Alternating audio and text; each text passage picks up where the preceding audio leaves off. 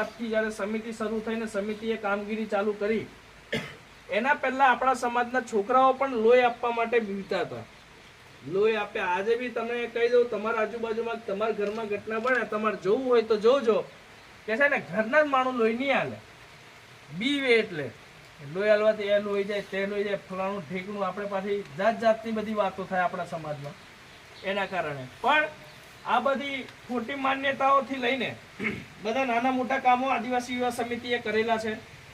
અને આ બધા કામો તો હાલમાં આપણે કરી શકીએ એવા છે એટલે કરીએ છીએ, પણ આપણે કામ કરવાના ટાર્ગેટો જે છે એ ઘણા મોટા છે.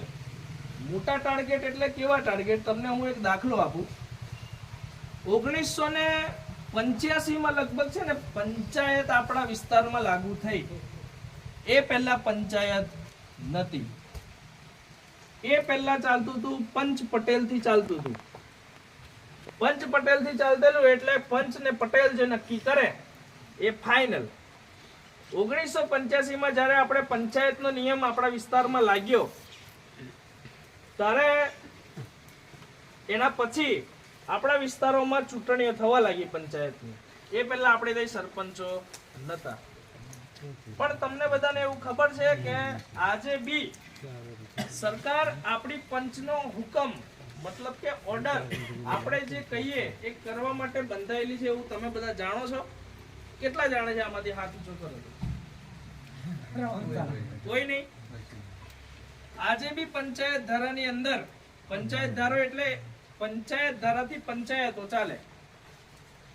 પંચાયત ધારાની અંદર આજે પણ લખેલું છે, અને કોઈને વાંચવું હોય તો આપણી જોડે ઘોગંબા છે. કોઈ દર ઘોગંબા આવો તો મને મળજો, મેં વાંચી સંભળાવીશ તમને. વાંચતા આવડતું હોય તો દેખાડી દઈશ કે આદિવાસી વિસ્તારની અંદર તમારે જો કોઈ કાયદો લાગુ કરવો હોય, કોઈ સરકારે કાની સરકાર, એક ગાંધીનગર વાળી અને એક દિલ્હી વાળી.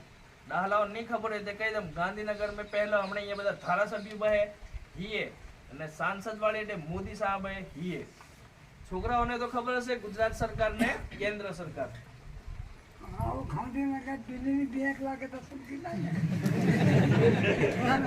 બાબા હિના પરોથી વાત કરું. હા, કમ્પ્લીટ વાત કરલી છે. મને એક મુદ્દો ચડી ગયો બોલવા. સાંભળો.